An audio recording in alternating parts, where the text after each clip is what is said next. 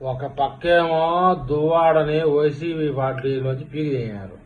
ఆయనేమో టెక్కలు నాదే రాసి పెట్టుకోండి, ఎవడికి రాసిస్తాడో ఏమో. మొత్తానికైతే దువ్వాడ తొడగొడతానండి టెక్కల్లో. మొత్తానికి వాళ్ళ భార్యకి ఇచ్చారు. అక్కడంతా కమిటీకి ఇచ్చే టెక్కల ఇన్ఛార్జ్ గా వాళ్ళ భార్యనే పెట్టారు. ఈయనేమో మాధురితో తిరుగుతూ ఉంటాడు, ఆ సోషల్ మీడియాలో హల్చల్ చేస్తూ ఉంటాడు, ప్రమోషన్లు చేస్తూ ఉంటాడు. ఏదో ఒక సినిమా తీసినట్టు కూడా ఉన్నాడు. ఆ సినిమా ఎప్పుడు రిలీజ్ అంటే జగన్మోహన్ రెడ్డి సీఎం అయితేనే సినిమా రిలీజ్ చేస్తారంట. మొత్తానికి శ్రీకాకుళం జిల్లాలో మేకపోతు గాంభీర్యం ఫైర్ బ్రాండ్ అంటే ఎమ్మెల్సీ దువ్వాడ అనేది అందరూ చెప్తున్నారు.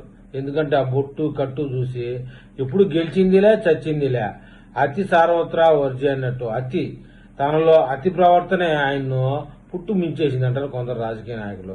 అది ఏమీ అబద్దం కాదు, వాస్తవమే. ఎంతసేపు మాధురి, ఎక్కడికి పోయినా మాధురి లేకుండా పోడు. ఏ రాజకీయ మీటింగ్ లో కూడా అది, పెళ్లిలో కూడా అది, ఎప్పుడు కలుసుకొని అంటుకొని ముట్టుకొని తిరుగుతూ ఉంటారు. సొంత పార్టీలో పెద్దలే వెన్నుపోటు పొడిచారంటారు మరికొందరు. ఇలా ప్రతిసారి ఇంట బయట వివాదాలు ఎదుర్కొన్న ఎమ్మెల్సీ దువ్వాడ శ్రీనివాస్ ఈ మధ్య కాలంలో రాజకీయంగా ఆయన యాక్టివ్ అవుతున్నారని సోషల్ మీడియా సంవత్సరం నుంచి చెప్తానంటారు, ఐఎమ్ రెడీ, ఐఎమ్ యాక్టివ్ అని. కానీ జగన్మోహన్ రెడ్డి ఏమో ఆయన్ను మళ్లీ వైసీపీలోకి చేర్చుకునే అవకాశాలు అయితే కనపడాల. మొత్తం మీద దువ్వాడ శ్రీనివాస్ కి 2 కూతుర్లు, ఒక కూతురికి పెళ్లైంది. దువ్వెన మాధురికి 3 కూతుర్లు పెళ్లి వయసుకొచ్చారు. కానీ వాళ్ళు సమాజంలో ఉన్నటువంటి ఆచారానికి విరుద్ధంగా ప్రవర్తిస్తూ ఉంటారు. ఇంతే, వైసీపీలో ఉంటే ఇంతే అని చెప్పేసి వాళ్ళు ప్రవర్తిస్తూ ఉంటారు. నెలలో సగం రోజులు వ్యాపారం, మరో సగం రోజులు టెక్కల నియోజకవర్గంలో ప్రజల మధ్య ఉంటానని దువ్వాడ చెప్తున్నాడు. అయితే దువ్వాడ ప్రజలు ఎవరు ఆయన చేర్చుకునే పరిస్థితులు లేరు. కూటమి ప్రభుత్వం ఏ చిన్న తప్పు చేసినా ఆటోమేటిక్ గా ఆయన యూట్యూబ్ ఛానల్ ఆన్ చేసి మీడియా పరంగా విరుచుకుపడతారు. మేకపోతు గానం మీరు అప్పుడెప్పుడు గంగమ్మ గుడి కాడ వెంటనే బలిచ్చే మేకపోతు గాని నామం పెట్టినట్టు పెట్టుకుంటాడు. అయితే ప్రస్తుతం నియోజకవర్గంలో పరామర్శలకే పరిమితం అవుతున్నాడు దువ్వాడ శ్రీనివాస్. ఆయనతో దివ్యుల మాదిరి కూడా నియోజకవర్గంలో గల్లీ సందు తిట్టు. ఆయన వంటింట్లో పోతే వంటింట్లో పోతుంది, బాత్రూంలో పోతే బాత్రూంలో పోతుంది. ఇక అనుచరులకు మాత్రం క్లియర్ కట్ గా తన భవిష్యత్తు కార్యాచరణ చెప్తానంట. వ్యక్తిగత అంశాలు రచ్చకెక్కడంతో దువ్వాడను పార్టీ ఎప్పుడో ఇసిరాడు వారింగింది.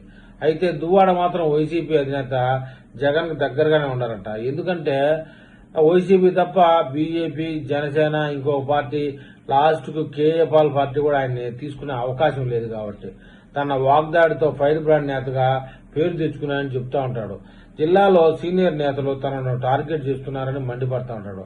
పార్టీ తనను సస్పెండ్ చేసిందని, ఏదో రోజు ఆ సస్పెన్షన్ ఎత్తివేస్తుందని ఆశాభావంతో బతుకుతా ఉన్నాడు. దువ్వాడ అనుచరులు కూడా ఆయన మంచోడని, ఆయనకు మనోధైర్యం ఎక్కువని, లోపలంతా కుళ్లిపోయినా కూడా బయటికి గంభీరంగా కనబడతాడని, మరి కొద్ది రోజుల్లో అధినేత జగన్ కలిసి అన్ని విషయాలు మాట్లాడతామని భరోసా ఇస్తున్నాడంట.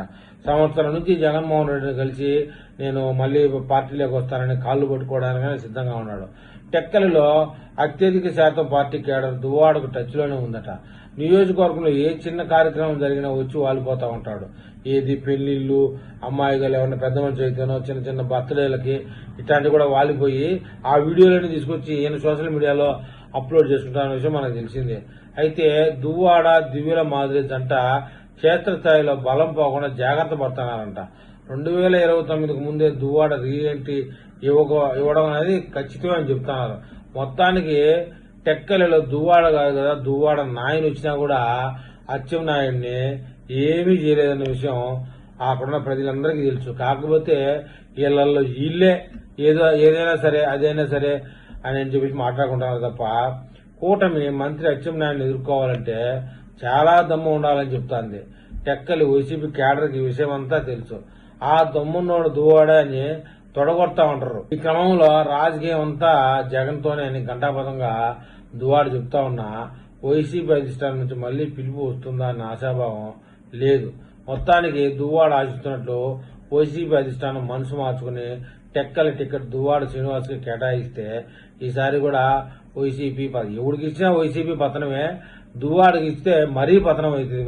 మరి ఈ విషయంలో టెక్కలి ప్రజలు ఏమని కామెంట్ చేస్తారో చూద్దాం.